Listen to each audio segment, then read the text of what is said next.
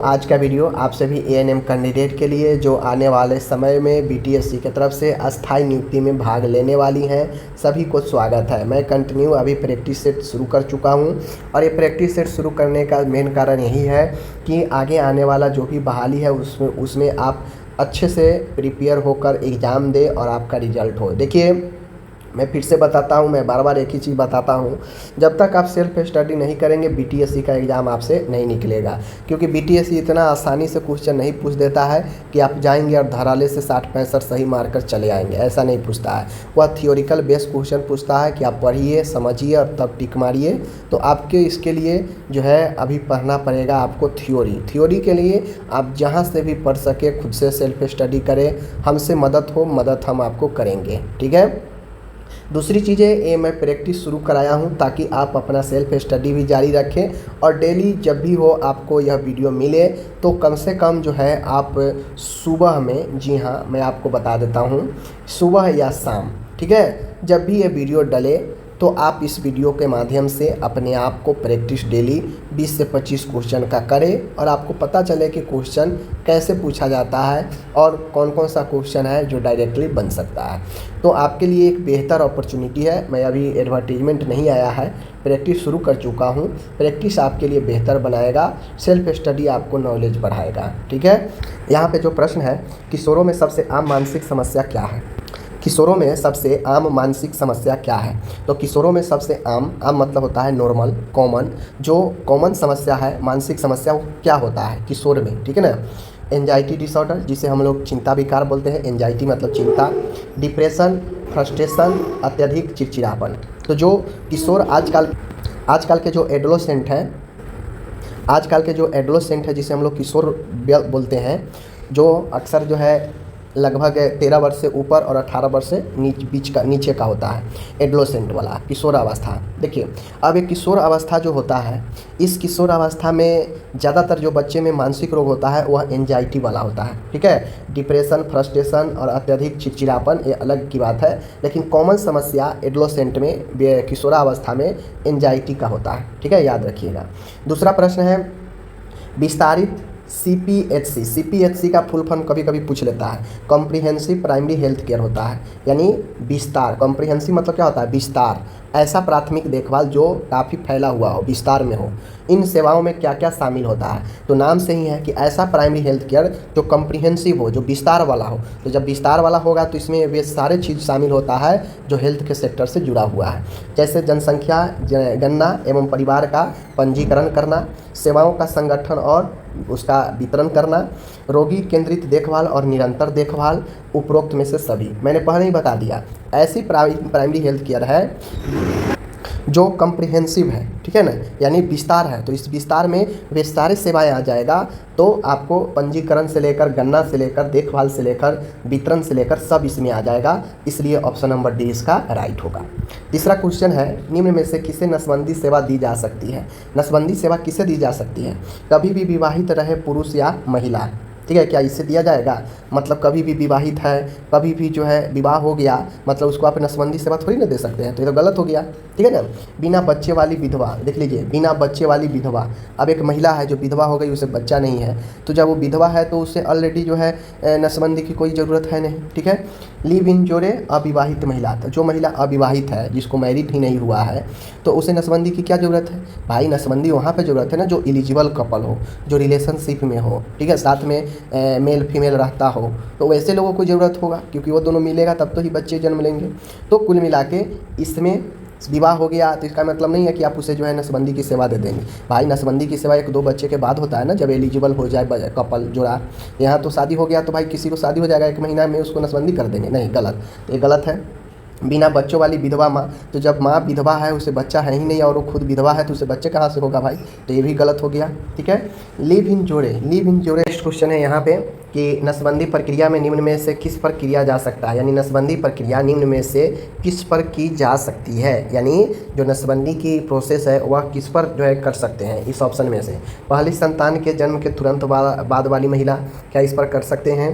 उसके बाद है यहाँ पर जिनकी डिलीवरी घर पर हुई हो, क्या इनको कर सकते हैं? जो एलिजिबल कपल सूची में न हो, ठीक है ना, जो एलिजिबल कपल सूची में न हो उपरोक्त में से सभी। तो देखिए सबसे पहले यहाँ पे देखिए नसबंदी हम किस पर कर सकते हैं? पहली संतान के जन्म के तुरंत बाद वाली महिला, क्या ये महिला एलिजिबल होगी? नहीं, गलत बात है। मान गए हम परिवार नियोजन नसबंदी करते हैं तो जो कपल इंटरेस्टेड होगा उसको हम ज़बरदस्ती कहेंगे कि एक बच्चा हो गया है भाई तुमको हम यहाँ पे नसबंदी कर देते हैं, तो ये तो गलत है, पहला नहीं होगा। जिनकी डिलीवरी घर पर हुई है, भाई डिलीवरी घर पर हुआ है तो आप उसको कैसे नसबंदी कर देंगे? उसके लिए हॉस्पिटल ले जाना पड़ेगा ना, ये दूसरा भी ऑप्शन गलत है, ठीक है। चौथा डी है, ये भी गलत है, उपरोक्त सभी होगा नहीं। या option number C, eligible couple सूची में न हो, वैसे हम इसको जो है क्या करेंगे, इस पर हम अपना प्रक्रिया कर सकते हैं, ठीक है। पांचवा क्वेश्चन है, नसबंदी से पहले अनुशंसित दवाएं कौन सी होती है? मतलब जो नसबंदी की प्रक्रिया होती है उससे पहले रिकमेंडेड मेडिसिन जो है वह कौन सी है? इन चारों में पेथाडीन, पेंटाजोसिन, प्रेमेथाजिन, उपरोक्त में से सभी। तो देखिए सबका नाम पी से है, पेंथाडीन, पेंटाजोसिन, प्रोमेथाजिन, ठीक है ना। तो ये ऑप्शन तीनों आपका राइट होगा। तीनों ऐसी दवाएं हैं जो रिकमेंडेड दवाई हैं, नसबंदी से पहले दी जाती हैं, ठीक है, याद रखिएगा। छठा है परिवार नियोजन, जो फैमिली प्लानिंग होता है, इसका काउंसलिंग में कौन से तकनीक अपनाई जाती है? तो इसके काउंसलिंग में गैदर, रेस, रेग, AMSTL। देखिए कौन सा अपनाया जाता है इन चारों में? ये तकनीक का नाम है, तो वो पहला है गैदर तकनीक, ठीक है। गैदर मतलब जी होता है ग्रीटिंग, अभिवादन करना, ठीक है, याद रखिएगा। ये गैदर का पूरा फुल फॉर्म है, बात समझ गए कि नहीं? तो इन चीज़ों को ध्यान में रखिएगा। आगे है आठवां है IUCD। तो IUCD के लिए अनुपयुक्त उम्मीदवार कौन है? अनुपयुक्त मतलब अनसुइटेबल, सुइटेबल नहीं पूछ रहा है कि कौन सा लगेगा, बात समझ गए? कौन सा IUCD के लिए अनुपयुक्त उम्मीदवार कौन सा है? अनुपयुक्त मतलब जो है अनसुइटेबल, कौन सा है, ठीक है, ध्यान दीजिए। HIV संक्रमित महिला, HIV संक्रमित महिला जिसे एड्स नहीं है, HIV संक्रमित महिला, एड्स हो गया है, एड्स महिला जो ART पर स्वस्थ हो, उपरोक्त में से कोई नहीं। देखिए IUCD के लिए अनसुइटेबल उम्मीदवार इनमें से कौन सा होगा? तो अनसुइटेबल HIV संक्रमित महिला, एड्स नहीं है, ठीक है, HIV संक्रमित महिला, एड्स जिसे हो गया है, एड्स महिला जो ART पर स्वस्थ है।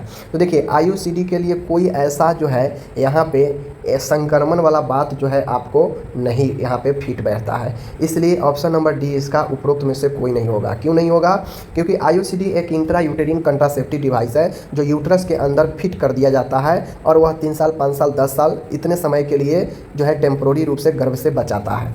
तो इसमें एड्स से संक्रमित हो गया है, एड्स नहीं है, या फिर एड्स है भी उसे ART चल रहा है, इन सब से मतलब नहीं होता है, ठीक है।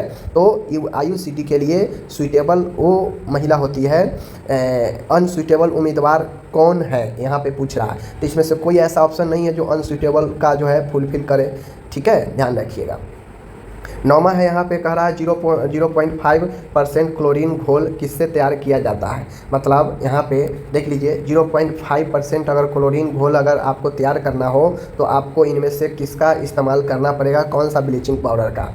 तो देखिए यहाँ पे ध्यान दीजिएगा, 30% ब्लीचिंग पाउडर का उपयोग करेंगे, 10% bleaching powder, 20% bleaching powder, 40% bleaching powder. एक बात आप ध्यान में रखिए यहाँ पे कि जो ब्लीचिंग पाउडर होता है इसमें क्लोरीन की मात्रा होती है, ठीक है, इसीलिए हम ब्लीचिंग पाउडर जो इस्तेमाल करते हैं पानी में तो उसमें क्लोरीन होता है और वह क्लोरीन जो है पानी को क्या करता है, शुद्ध कर देता है, ठीक है, कीटाणु को मार देता है। तो अगर आप 0.5% क्लोरीन घोल किससे तैयार करेंगे तो उसके लिए आपको 30%, ठीक है, ब्लीचिंग पाउडर, बात समझिएगा।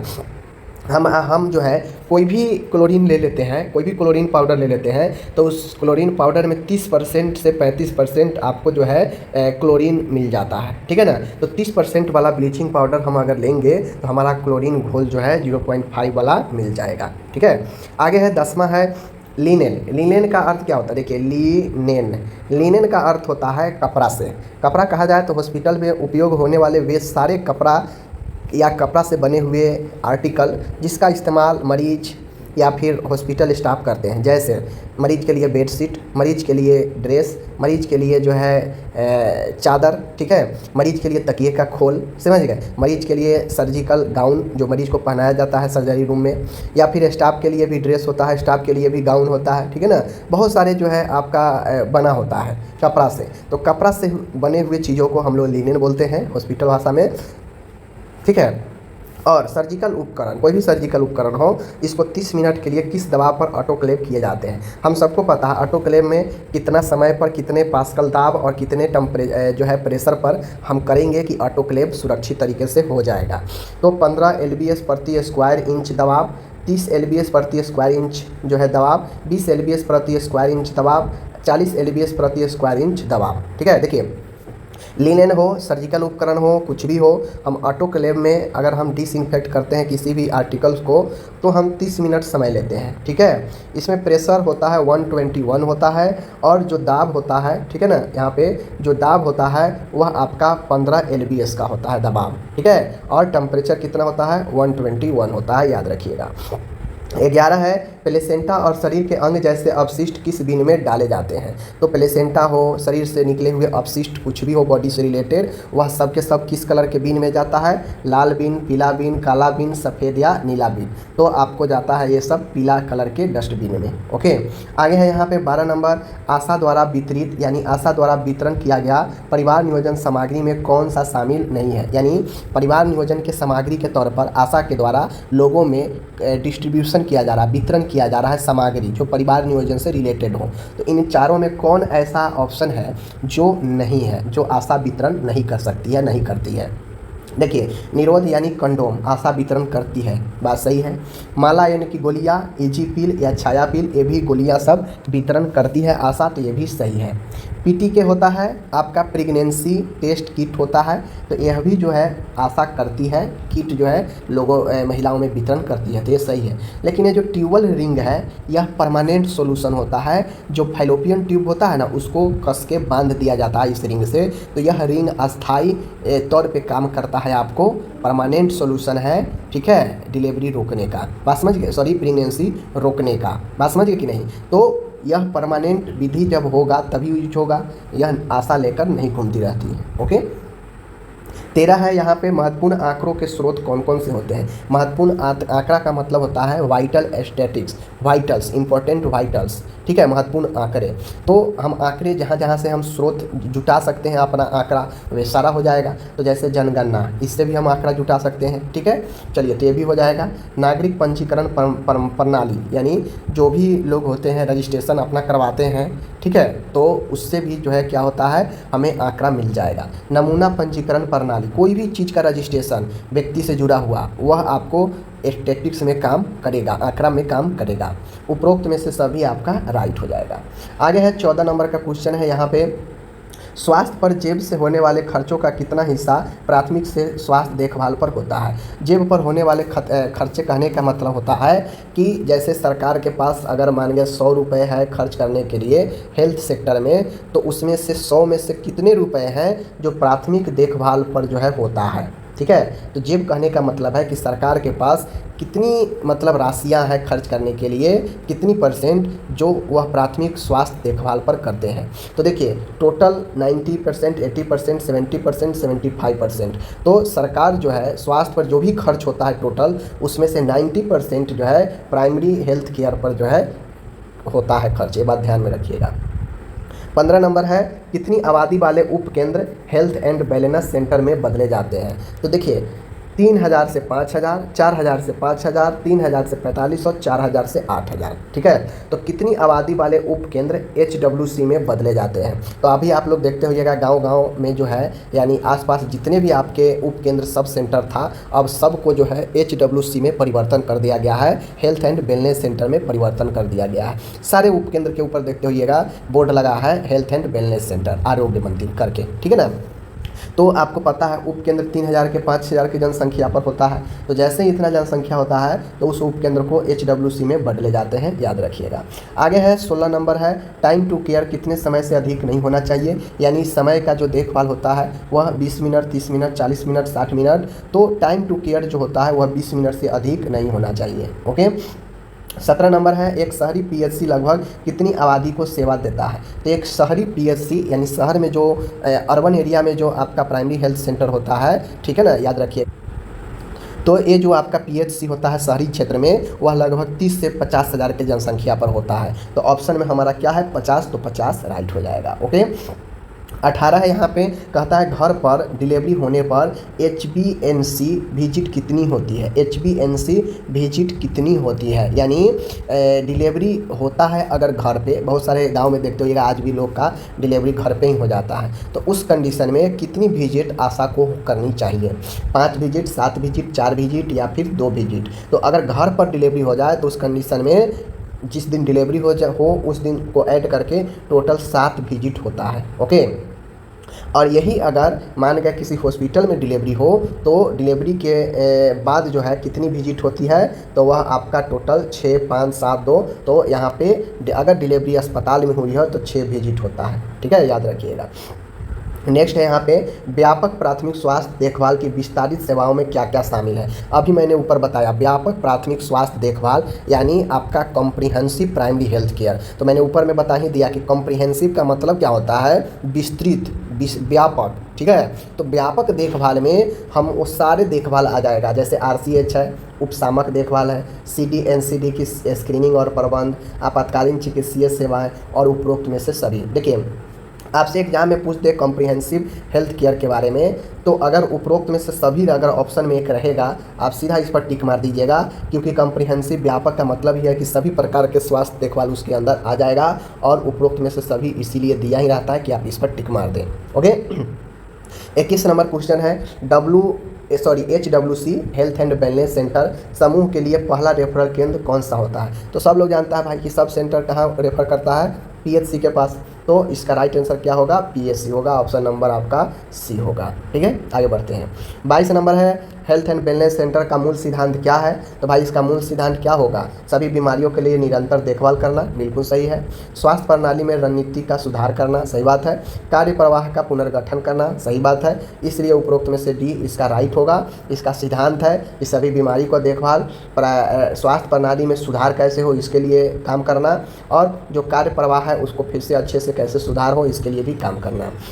23 है स्वास्थ्य एवं कल्याण केंद्रों के मुख्य परिणाम क्या है। तो स्वास्थ्य एवं कल्याण जितने भी केंद्र है स्वास्थ्य और कल्याण के लिए, उसका मुख्य परिणाम क्या है। तो health and wellness centre database, स्वास्थ्य कार्ड परिवार स्वास्थ्य फोल्डर बनाना, सेवाओं तक बेहतर पहुंच, उपरोक्त में से सभी। तो भाई इसका भी वही काम है कि जितने भी स्वास्थ्य और कल्याण केंद्र है उसका परिणाम यही है कि यहाँ से डेटाबेस बनता है, ठीक है ना, स्वास्थ्य कार्ड बनता है लोगों को, परिवार का फोल्डर बनता है, सेवाओं तक बेहतर पहुंच होता है लोगों का, इसलिए उपरोक्त सभी इसका राइट होगा। आगे है 24 नंबर का क्वेश्चन है परिभाषित आबादी के लिए सेवाओं की योजना एवं निगरानी का मुख्य आधार क्या है। हमसे यहाँ पे क्वेश्चन पूछ रहा है भाई कि परिभाषित आबादी के लिए सेवाओं की योजना एवं निगरानी का मुख्य आधार क्या है। तो हेल्थ एंड वेलनेस सेंटर में प्राथमिक स्वास्थ्य देखभाल टीम, ठीक है, उपकेंद्र में प्राथमिक स्वास्थ्य देखभाल टीम, PHC में प्राथमिक स्वास्थ्य देखभाल टीम, और PHC में प्राथमिक स्वास्थ्य देखभाल टीम। तो इसका राइट आंसर होगा हेल्थ एंड वेलनेस सेंटर में प्राथमिक स्वास्थ्य देखभाल टीम, जो एक परिभाषित आबादी के बीच में सेवाओं योजना निगरानी का जो है काम करता है। तो इस प्रकार से आज हमने आप सभी के बीच में टोटली 24 क्वेश्चन देखा। ठीक है, आपको बताना है कि आप इस 24 में से कितना सही कर पाए हैं और कितना गलत कर पाए हैं। ठीक है, इससे आपको पता चलेगा कि आपका तैयारी कैसा है। मिलते हैं नेक्स्ट वीडियो के साथ, तब तक के लिए धन्यवाद।